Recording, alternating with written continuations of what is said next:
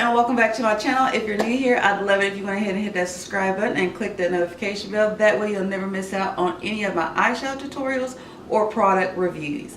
So today's video is going to be creating this look using the Emancipation palette, which is the dupe to the ABH Subculture palette. So if you'd like to see how I got this look, then go ahead and stay tuned.